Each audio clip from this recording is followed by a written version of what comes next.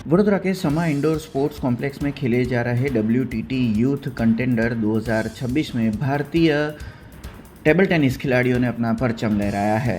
Cinderella दास और रूपम सरदार ने शानदार खेल दिखाते हुए सिंगल्स खिताब अपने नाम कर लिए हैं। वडोदरा में लगातार दूसरे साल आयोजित हो रहे इस अंतर्राष्ट्रीय टेबल टेनिस टूर्नामेंट में भारतीय युवाओं का दबदबा देखने को मिला। अंडर 17 गर्ल्स सिंगल्स के फाइनल में सिंड्रेला दास ने हंसिनी मंथन को हराकर खिताब जीता।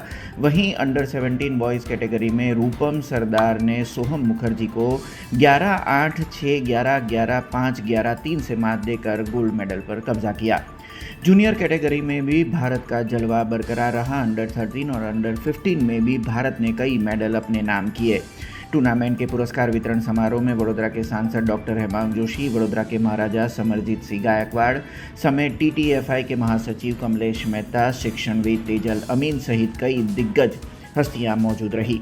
सभी अतिथियों ने 226 अंतर्राष्ट्रीय खिलाड़ियों के इस जोश की सराहना की और विजेताओं को सम्मानित किया।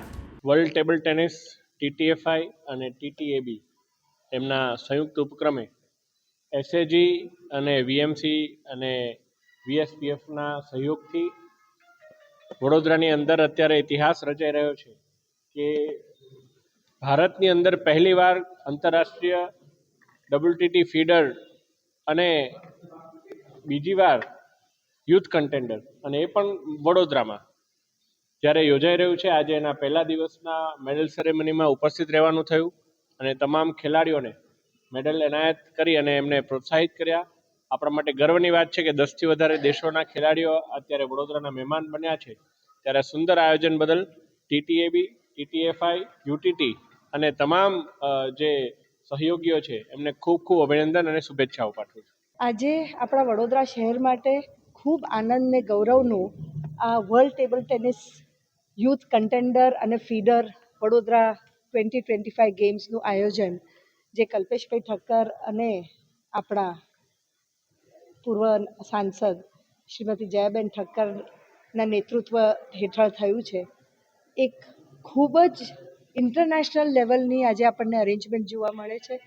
9થી વધુ દેશોથી આવેલા ટેબલ ટેનિસ પ્લેયર્સ વડોદરામાં આવે, આ એક નવું સ્ટેન્ડર્ડ આપણે જોઈએ, એ લોકો આપણું શહેર અને આટલી સરસ વેલ ઓર્ગેનાઇઝ ગેમ્સમાં ભાગ લે, એમનો અનુભવ પાછો લઈ જાય, એ વડોદરા માટે અને હવે જે આપણી કોમનવેલ્થ ગેમ્સ આવવાની છે એક સ્પોર્ટ્સ માટેનો ખૂબ જ સુંદર માહોલ બન્યો છે।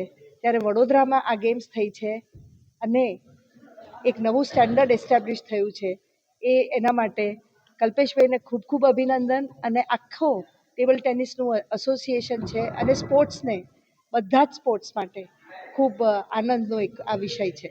हमसे जुड़े रहने के लिए हमारे YouTube चैनल को सब्सक्राइब करें और नई वीडियो की नोटिफिकेशन के लिए बेल आइकॉन को दबाएं।